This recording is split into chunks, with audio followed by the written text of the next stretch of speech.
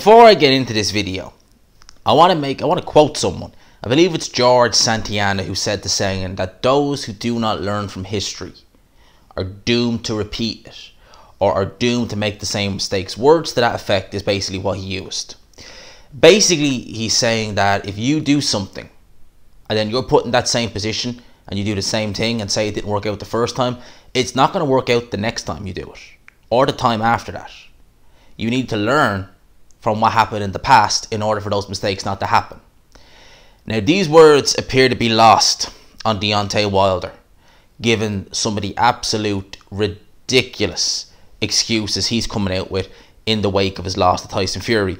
Because in the ring, he was interviewed by, I think it was Fox who interviewed him first, and he said words to the effect of, the reason why I was the way I was, etc., etc., was down to, a poor camp, a bad camp. But when we heard all the rumours about Fury having a bad camp, he blamed his camp, essentially. Now, Deontay Wilder, it's been announced via Yahoo Sports that he's confirmed that he will take up the rematch clause for the third fight, which, I don't even think that's his choice at the end of the day. I think it's more down to Al Heyman. But another thing which is quoted here, and to me this is just bizarre, really. This is a quote from Deontay Wilder. I'm going to read it here. Might even attach the screenshot on this video because it's an audio. Quote from Deontay Wilder: "He didn't hurt me at all, but the simple fact is my uniform was way too heavy for me.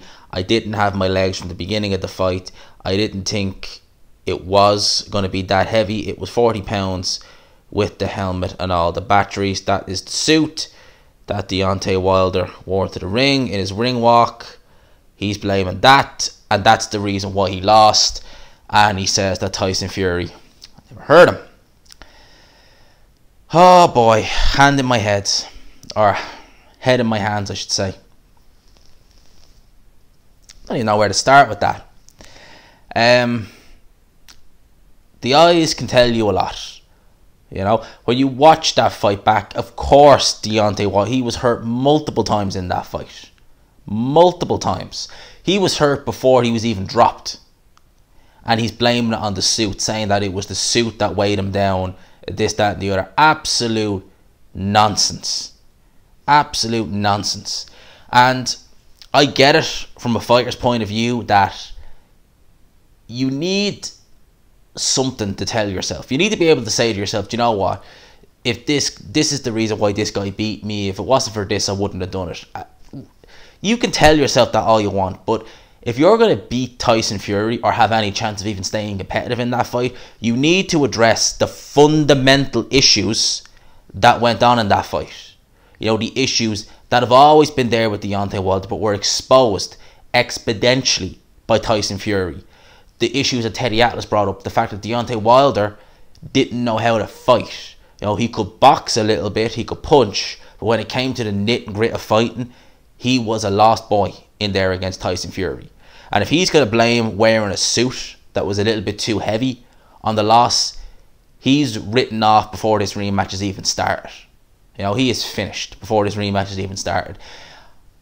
The stuff that Wilder comes out with is so silly, and the fanboys with the excuses they make is just so irrational, illogical.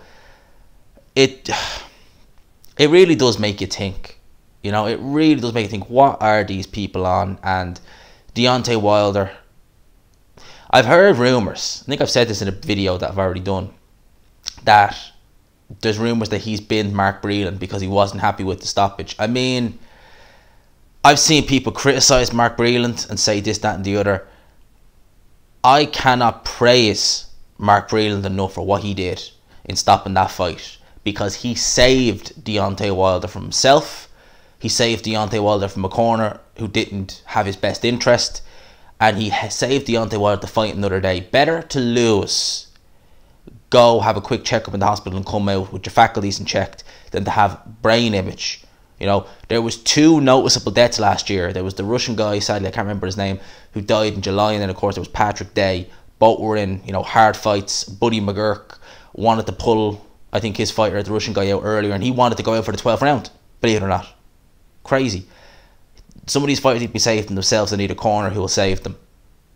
Deontay Wilder, I don't know. As I said, those who don't learn from history, they're doomed to repeat it. If he's not learned anything from the beating he took on Saturday, he's doomed going into this rematch if it happens. Absolutely doomed. You know, it is what it is. You know, Deontay Wilder, he is, and I always want to say, when I say these things about a fighter, I'm not saying that I hate them as a fighter. I'm not saying I hate them as a person, but from the outside looking in, he doesn't seem like the sharpest tool. He doesn't seem like he's all there in the head. You know, when it seems like, you know, people were giving out brains, he was the back of the queue when it comes to these sort of things. But he says comments like that, you know, absolute bizarre. So those are my thoughts on this. Let me know your thoughts down below. Leave a comment as well. Let me know your thoughts on the rematch. Do you think Deontay Wilder will learn? He won't, but let me know your thoughts if you do. I'll be interested to see if you do. Let me know your thoughts down below. I hope you enjoyed this video. Had to go with an audio. Stan's already been put in, but I just read this late enough in the day and I'm not bringing it back out. So let me know your thoughts down below. Hope you enjoyed this video. If you did, please leave a like, subscribe, of course, if you are new. And as always, I will talk to you after.